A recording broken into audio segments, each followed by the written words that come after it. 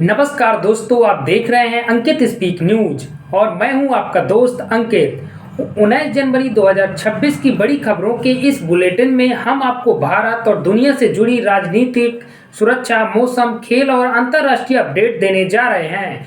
Video को like करें, channel को सब्सक्राइब करें और चलिए शुरू करते हैं।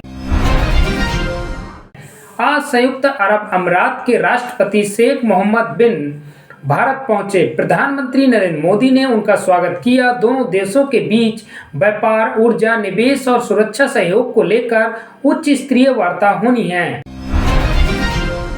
जम्मू कश्मीर के किश्तवाड़ में सुरक्षा बलों और आतंकवादियों के बीच मुठभेड़ में 8 जवान घायल हुए हैं। ऑपरेशन 83-1 के तहत तलाशी अभियान जारी है और पूरे इलाके में हाई अलर्ट घोषित किया गया है।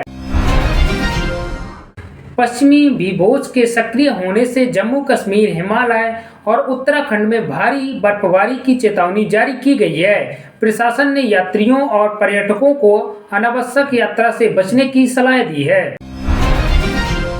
दिल्ली, पंजाब, हरियाणा और राजस्थान में 23 से 25 जनवरी के बीच वर्षा का अनुमान जताया गया है। मौसम विभाग के अनुसार इससे ठंड और बढ़ सकती है और किसानों को भी सतर्क रहने की जरूरत है।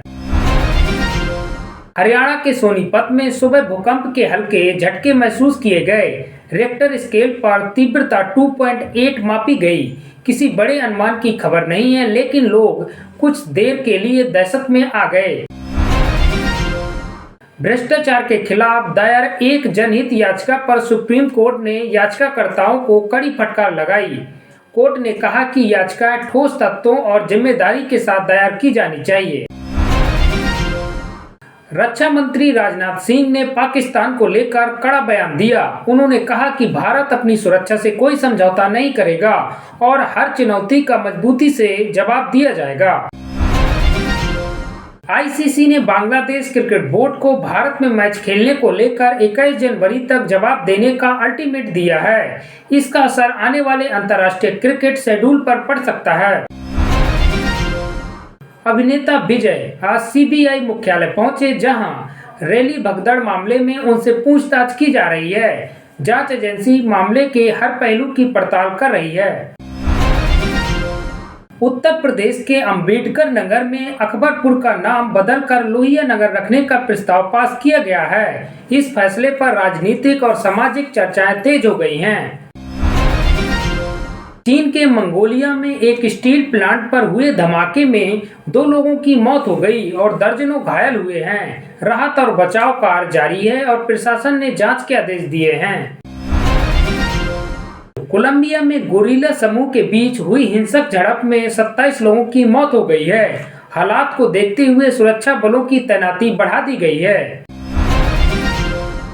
चिली के जंगलों में लगी भीषण आग में 16 लोगों की मौत हुई है। हजारों हेक्टेयर जंगल जलकर राख हो गया है और राहत टीमें आग पर काबू पाने की कोशिश कर रही हैं।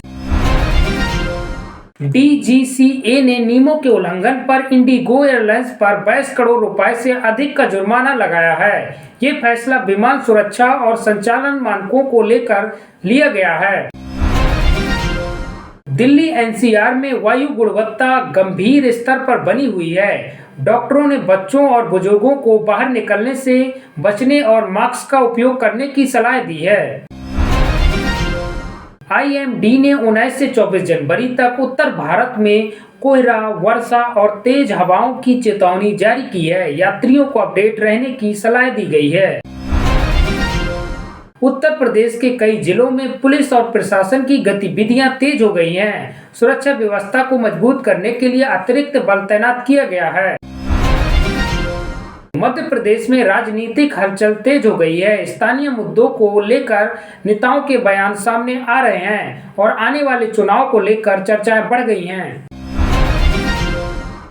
64वें केरल स्कूल कला उत्सव का भव्य समापन हुआ है। हजारों छात्रों ने संस्कृति और कला प्रतियोगिताओं में भाग लेकर अपनी प्रतिभा का प्रदर्शन किया है। Pune grand tour 2026 cycling race की शुरुआत हो गई है। ये प्रतियोगिता अंतर्राष्ट्रीय स्तर की मानी जाती है और इसमें ओलंपिक क्वालिफिकेशन पॉइंट भी मिलते हैं। आज से गुप्त नवरात्रि की शुरुआत हो गई है। देश भर के मंदिरों में पूजा अर्चना और विशेष अनुष्ठान किए जा रहे हैं। दिल्ली में ठंड बनी हुई है, लेकिन प्रदूषण का स्तर गंभीर है। विशेषज्ञों ने सुबह और शाम के समय बाहर की गतिविधियों से बचने की सलाह दी है। यूएई राष्ट्रपति के दौरे से भारत और यूएई के बीच ऊर्जा निवेश और रक्षा सहयोग को नई मजबूती मिलने की उम्मीद जताई जा रही है। सोनीपत में आए भूकंप के बाद विशेषज्ञों ने इसे हल्का और समान टेक्टोनिक गतिविधि बताया है, लेकिन लोगों को सतर्क रहने की सलाह दी गई है।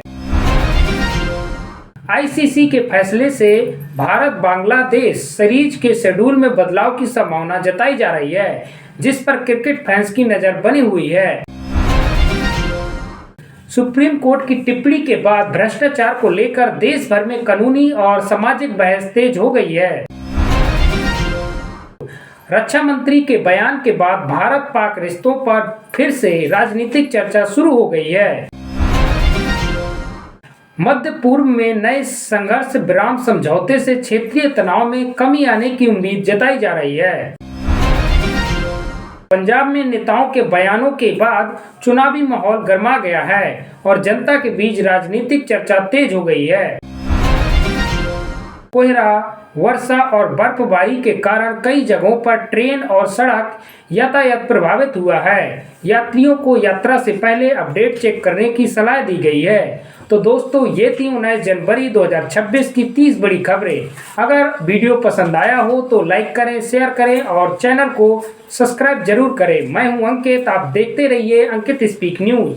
सच के साथ, देश के साथ। जय हिंद।